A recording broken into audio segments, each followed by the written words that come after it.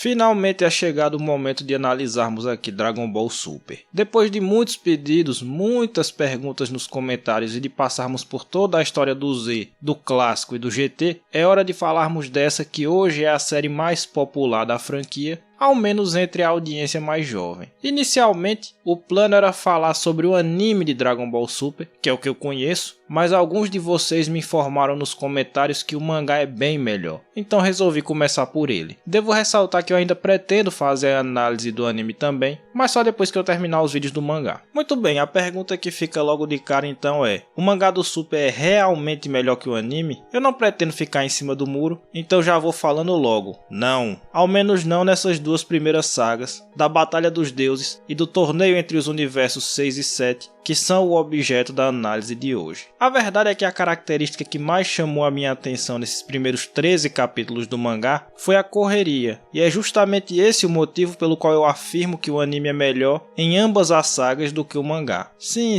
eu sei que o anime tá cheio de problemas nesse início, com vários fillers de qualidade duvidosa, e também por conta da animação horrorosa de alguns episódios. Eu tô ciente de tudo isso, mas mesmo assim, me parece que várias coisas são muito mais bem resolvidas lá do que nos capítulos do mangá. No fundo, o andamento excessivamente rápido dos eventos prejudicou quase tudo o que o Toyotaro tentou fazer aqui. Vamos começar pela introdução dos dois primeiros personagens novos a aparecerem no Super, que são o Bills e o Whis. Apesar de a entrada do Bills ser bem forte, bem impactante, com ele destruindo um planeta inteiro lá do cara que tentou envenenar ele, o fato é que o personagem funciona muito melhor no anime, e isso por um motivo que está intimamente ligado ao tipo de personagem que ele é. E o mesmo vale para o Whis. Se você parar para pensar direitinho, verá que nenhum desses dois tem uma construção muito sofisticada. Eles não percorrem nenhum tipo de arco de personagem, não tem complexidade psicológica e nem nada desse tipo. O apelo de ambos junto ao público se dá única e exclusivamente por meio do carisma. E o carisma dos dois está intimamente ligado às cenas de humor nas quais eles participam. E é justamente esse tipo de cena que é cortado aqui no mangá em nome da velocidade dos acontecimentos. Para mim, o exemplo mais perfeito disso que eu tô falando é a famigerada cena do pudim. Enquanto no anime e no filme, nós vemos exatamente o modo como todo o incidente se desenrola e a maneira com a qual o Bills ficou absolutamente possesso por conta de um Majin Buu comer o pudim que ele pretende experimentar, aqui no mangá tudo isso é simplesmente suprimido. Ao invés disso, nós temos o Gotenks falando, de uma maneira bem artificial aliás, tudo o que aconteceu. Ou seja, ao invés de mostrar e nos permitir engajar com a cena e interpretar o personagem e gostar um pouco mais dele, o mangá preferiu apenas botar um personagem narrando o que aconteceu. E é justamente pelas cenas como a do pudim que nós simpatizamos com Bills. Não empatizamos, mas simpatizamos com o Bills. É precisamente por ser ele um personagem completamente bocó, ao mesmo tempo em que é de um poder assustador e de uma seriedade mortal em momentos pontuais, que nós gostamos dele. E o mesmo vale para o Whis. O fato de duas das entidades mais importantes do universo de Dragon Ball serem tão bobos e apegados à comida é que nos conecta a eles. Em resumo, é estritamente necessário que nós vejamos esses personagens em cenas bobas, de humor duvidoso, do tipo que nós temos no anime e que parecem, mas só parecem, inúteis para o enredo, que parecem não levar a lugar nenhum. Mas essa é uma ilusão, justamente porque essas cenas são essenciais para a, entre aspas, construção desses personagens, que, como eu já mencionei, se apoiam exclusivamente no próprio carisma, que por sua vez depende das cenas de humor despretensioso, que inclusive no anime tem até alguns fillers, que eles participam e que ajudam a fortalecer o impacto que eles têm na audiência, no público. O mangá, em sua ânsia de ser o mais objetivo possível, terminou jogando o bebê fora junto com a água suja da banheira. Então nós já começamos com uma grande falha no mangá do Super. Se eu não conhecesse o Bills e o Whis por conta do anime, eu os acharia personagens absolutamente aleatórios e cuja função na obra seria apenas de serem muito fortes, mais ou menos como o Jiren, só que pior. Porque o Jiren tem pelo menos uma tentativa, ruim mas tem, de construir uma justificativa para ele ser daquele jeito e etc. Como eu terminei assistindo pelo anime, Bills e o Whis são dois dos meus personagens favoritos do universo de Dragon Ball. Então, existe essa diferença muito grande na experiência entre uma coisa e outra, em favor do anime. Enfim, sigamos. O outro elemento que é desperdiçado aqui no mangá é a própria luta entre o Goku e o Bills. Também ela é bastante corrida e não tem o tempo de se desenvolver apropriadamente. Toda a empolgação animação que foi construída em torno dessa batalha no anime e eu presumo no filme, inexistem em absoluto no mangá. O roteiro da luta em si não é nada demais em nenhuma das mídias, mas pelo menos existe na animação toda uma escalada progressiva dos acontecimentos que vai terminar brindando a audiência com uma luta de contornos bastante épicos. No caso do filme, é justamente esse o ponto por meio da qual a Toei busca sempre atrair as pessoas às salas do cinema. Não precisa ter roteiro, enredo nem nada do tipo. Se a luta final for bem animada e épica, o fã já sai satisfeito. No anime, a qualidade provavelmente foi abaixo, por questões de limitações de orçamento em comparação com o filme, mas ainda assim o resultado foi aceitável para quem não tinha assistido ainda a história da Batalha dos Deuses, que era o meu caso. Mas se eu fosse conhecer essa parte da história por meio do mangá, teria ficado absolutamente decepcionado, porque todo o combate se resume em alguns poucos quadros, desenhados decentemente, é verdade, mas que não chegam a gerar nenhum tipo de impacto emocional ou de empolgação, por ser, como eu disse, tudo muito corrido. Então vamos resumir aqui. A saga da Batalha dos Deuses tem dois méritos, e apenas dois: os novos personagens e a luta final. O mangá consegue estragar ambos. Parabéns aos guerreirinhos. E aí ainda temos outras questões que são estragadas pela pressa do mangá. Primeiramente, as transformações. Eu sei que a galera não gosta das transformações do Deus Super Saiyajin e principalmente do Blue, mas convenhamos, o anime ao menos tenta nos vender a ideia de que elas são importantes, de que há algo de grandioso nelas. E novamente, se fôssemos depender do mangá, ficaríamos com a sensação de que elas não são nada demais, porque a do Super Saiyajin vermelho é atingida em 3 quadros do mangá, né, que é o Goku chamando o Shenlong para perguntar o que é o Deus Super Saiyajin, e aí a Videl dizendo que tá grávida e aí fechando a conta e ele virando o Deus Super Saiyajin. Os eventos são os mesmos do anime, mas é apressado, né? E a do Blue que não é nem mostrada no mangá. É simplesmente dito pelo narrador que o Freeza ressuscitou mais forte e foi derrotado pelos heróis novamente, que usaram uma nova transformação, o Super Saiyajin Blue. É literalmente assim. Eles só falaram que existia isso e depois já estavam lá os personagens usando. Então, por mais preguiçosas que sejam essas transformações que só mudam as cores, a obra deveria se esforçar um pouquinho que fosse para torná-las impactantes e não tirar todo o peso que poderia haver nessas cenas. Não devia jogar contra, devia tentar, se a ideia em si é preguiçosa, a obra devia tentar compensar em outros aspectos para tornar uma transformação mais interessante e não jogar contra para terminar de enterrar tudo, né? Outra coisa que é estragada pela pressa é aquele que seria o único grande mérito que eu vi nos 4 capítulos que contam a história da Batalha dos Deuses, que foi o fato de eles já colocarem ali a preparação para os eventos da saga seguinte, que é do torneio entre os universos 6 e 7, né? Ou seja, um foreshadowing. Enquanto o Bill está procurando o Deus Super Saiyajin que ele viu nos sonhos, é mostrado que o Champa está procurando pelas super esferas do dragão, e isso vai ser aproveitado mais à frente na saga seguinte. É melhor do que o que é feito no anime, até porque o anime ainda adaptou o filme do Freeza antes de começar com as histórias inéditas, né? Mas o ponto é, na prática, o Champa e a Vados também não têm tempo de se estabelecer, de serem, entre aspas, construídos dentro do mangá, pelo mesmo motivo que o Bills e o Whis não conseguiram. E aí esse foreshadowing termina tendo pouco mérito. A vantagem que eles poderiam ter tido ao introduzir esses personagens antes, que era poder trabalhá-los melhor, foi jogada no lixo. Então ficou sem propósito. Ou seja, a ideia que podia ser boa foi mal feita. E aí nós entramos numa questão muito interessante, que é a das cenas bizonhas. O mangá do Super corre tanto nessas duas sagas que tem algumas coisas que são esquisitas, beirando o inacreditável. O melhor exemplo que eu tenho é a cena seguinte. Tem algum momento lá no qual o Champa está procurando pelas Super Dragon Balls do universo 7, aproveitando-se do fato de o Bills estar distraído lutando com o Goku. Só que aí o Kaioshin, daquele universo, percebe o que ele está fazendo e o Champa descobre isso. O Champa descobre que o Kaioshin está ouvindo os planos dele. Então vai ele e a Vados ao planeta dos Kaioshins tirar satisfação. E é nessa hora que a cena que eu tô falando acontece. Ele chega lá, já intimando, dizendo que os Kaioshins são muito intrometidos e querendo saber o que eles ouviram dos planos dele, de buscar as esferas, né? Aí os Kaioshins dizem que não ouviram nada e ele simplesmente diz: ah é?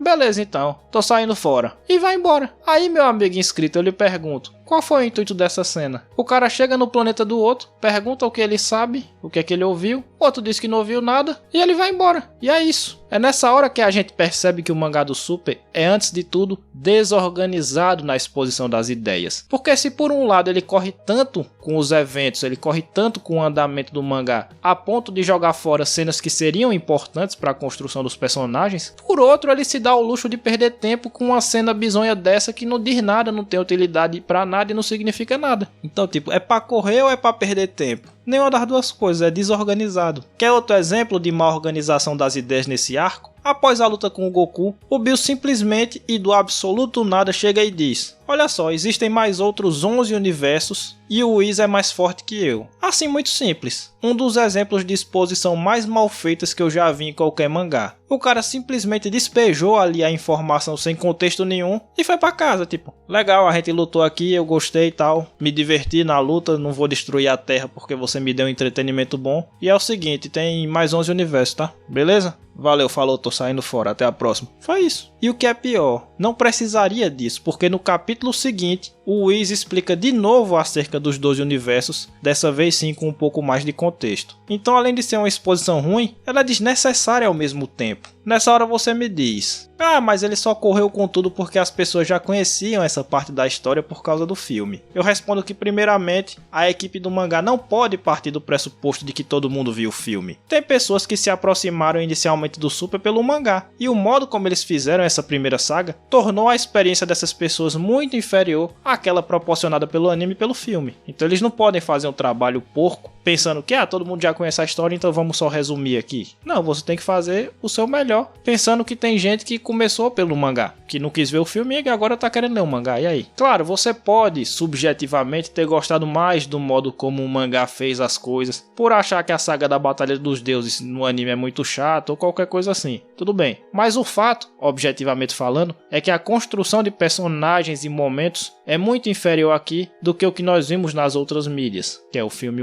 e o anime, né? Esse é o primeiro ponto. E o segundo é que a correria continuou na saga seguinte, que já é aquela na qual tem história inédita, né? Não tinha filme acerca do torneio dos universos 6 e 7. Então a correria não é só porque todo mundo já conhecia a história da Batalha dos Deuses, é um defeito estrutural do mangá mesmo. Também a experiência da saga do torneio dos universos 6 e 7 é inferior no mangá e pelos mesmos motivos já expostos. A pressa faz com que eles joguem fora coisas que seriam importantes. O exemplo que mais me chamou a atenção foi o personagem do Frost. No anime, existe toda uma construção de que ele era, ao contrário do Freeza, um indivíduo muito honrado, justo, honesto e respeitado em seu universo, sempre muito bondoso e leal, sendo tido como um grande exemplo. Depois a luta se desenrola, e aí lá no final nós descobrimos que ele, além de ser um trapaceiro, era na verdade um mau caráter, envolvido em todo tipo de tramóia e etc. Ou seja, existe todo um contexto criado para gerar na audiência a antipatia em cima do personagem do Frost, por ele ser um rato traiçoeiro. Aqui no mangá, nada disso existe, e o único elemento trazido para gerar antipatia é a questão da trapaça na luta. Nada é dito sobre ele ter uma imagem exemplar no universo 6 e depois mostrar que essa imagem era só fachada. Nós só temos um quadro dele sendo gentil antes da luta começar e alguém dizendo que ele parecia o oposto do Freeza, porque o Freeza nunca seria tão gente boa assim e tal. Mas veja que é só uma menção, um quadro que menciona isso, onde no anime nós temos uma construção dramática dessa questão. Então nós temos aí um problema, que é mais um personagem que é bem mais genérico no mangá do que no anime, mas ainda há um outro problema que é causado diretamente por esse. Depois que a face do Frost é desmontada, isso no anime e no mangá, depois que foi trabalhada em nós toda a antipatia em cima desse personagem, é colocada uma sequência de cenas na qual o Vegeta faz questão de lutar com o Frost para desmoralizá-lo. A função dessa parte é dupla. Por um lado, ela exalta a figura do Saiyajin, que tem uma atitude muito cool, muito massa velho, para engajar a plateia. Por outro lado, ela serve para redimir a audiência, para lavar nossa alma. Nós vimos que o Frost é um merda, então não é satisfatório que ele seja simplesmente eliminado por ter trapaceado. Nós queremos vê-lo apanhar e ser humilhado, que é o que ele merece. Ora, tudo isso, toda essa satisfação de ver o Frost ser humilhado como ele de fato é, toda essa recompensa pelo sofrimento do Frost, só pode ocorrer se a antipatia por ele for construída de uma maneira correta. Se isso não acontecer, também essa catarse não pode acontecer, porque nós vamos estar cantando e andando pro personagem, como de fato é no mangá. Eles colocam o Vegeta para humilhá-lo sim, mas essa humilhação não significa nada, porque o Frost foi só um cara que trapaceou na luta, ele não é um maldito, ele não é um lixo humano, um escória, um escumalha.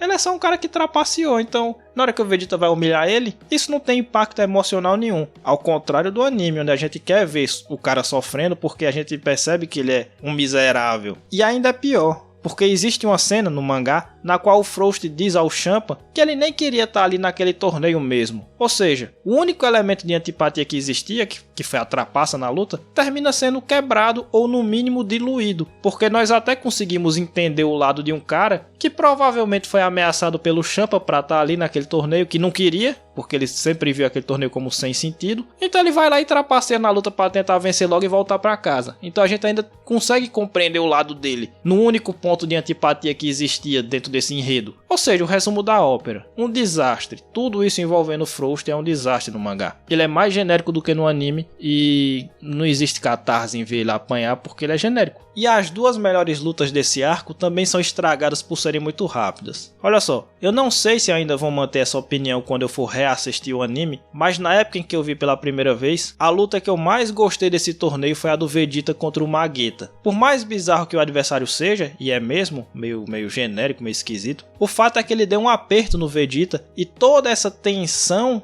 da batalha foi construída de maneira interessante pelo anime. Claro que ao final a luta é resolvida na galhofa, com o Vegeta xingando ele e ferindo os sentimentos dele e tudo, mas isso não anula os méritos do combate, de tudo que aconteceu antes. No mangá não, no mangá é só uma luta aleatória que rapidamente é vencida pelo Vegeta, com o mesmo final humorístico que nós temos no anime, mas sem toda a construção da tensão da batalha. Sem o Mageta conseguir realmente deixar o Vegeta quase sem saída dentro da luta, sem gerar apreensão no público e etc. Então é visivelmente inferior ao que nós vimos no anime. E a luta entre Goku e Hit também sofre do mesmo mal. No anime eu tenho minhas reservas a essa batalha, porque basicamente eu não gosto do fato de o Goku ter vencido com o tal do Super Saiyajin Blue misturado com Kaioken. Mas isso é uma coisa minha, não é uma crítica objetiva, é uma opinião minha. Eu não posso negar que no anime é uma luta de contornos bastante épicos, tendo sido inclusive o primeiro momento no qual as pessoas se empolgaram de verdade com o Super, né? A internet deu uma pequena quebrada ali pela primeira vez com o Dragon Ball Super. No mangá, esse combate é bastante inferior, primeiramente porque tem um roteiro mais simples. Onde no anime nós temos várias reviravoltas na ação, com o Hit e o Goku superando a cada instante os próprios limites, no mangá é só o Goku entendendo rapidamente como a técnica do adversário funciona, e aí o Hit diz que não estava usando seu poder total, então ele usa o seu 100% e mesmo assim é derrotado porque o Goku usa o Blue. É só isso, ou seja, bem menos elaborado do que no anime. Não tem a parada do Kaioken que me incomodou, mas também não tem nada da construção do impacto que está presente no anime também. A luta não tem um décimo da dramaticidade do anime, parecendo só mais uma simples batalha como qualquer outra. Como o personagem do Hit é outro daqueles que não tem construção nem nada, mas cujo engajamento depende única e exclusivamente de ele ser percebido pelo público como um guerreiro poderosíssimo, pode colocar mais um personagem que funciona menos no mangá do que no anime aí na conta, que a luta é qualquer nota, é qualquer coisa. Então o Hit nunca adquire aquela respeitabilidade, vamos dizer assim, perante a audiência que ele conseguiu no anime, porque no anime a força dele foi bem valorizada e no mangá não. E aí, pra fechar com chave de latão, a aparição do Zeno é nível a cena do Champa no planeta dos Kaioshins. Ele só chega lá no lugar do torneio, fala que achou tudo muito maneiro, que vai fazer um torneio com todos os universos e vai embora. Tipo, ok, aqui eu vejo a utilidade da cena, eu entendi por que ela tá aqui, mas ela é tão desajeitada que beira a bizarrice. Eis então que você me pergunta, mas nada prestou nesses 13 capítulos? Bom, eu admito que dei boas risadas com o humor imbecil de sempre do Toriyama. O Majin Buu falhando no teste, tendo errado até o próprio nome. As piadas do oráculo lá, que eu já esqueci o nome, falando dos peitos caídos da Bulma. E essas babaquices do gênero sempre me tiram as risadas. A parte de humor da saga do torneio funcionou bem pra mim de um modo geral. Mas esse tipo de coisa é bem subjetivo, né? Então deu certo pra mim, mas eu sei que muitos odeiam. Por outro lado, devo dizer que o mangá fez certo em não colocar a saga do Golden Frieza, porque aquilo lá é intancável. Pelo menos algum corte tinha que dar certo, né? Eles só deveriam ter tido cuidado de achar outra maneira de introduzir o Super Saiyajin Blue, porque no anime foi na saga do Golden Frieza, né? Então eles tinham que arranjar outra forma mais interessante do que simplesmente botar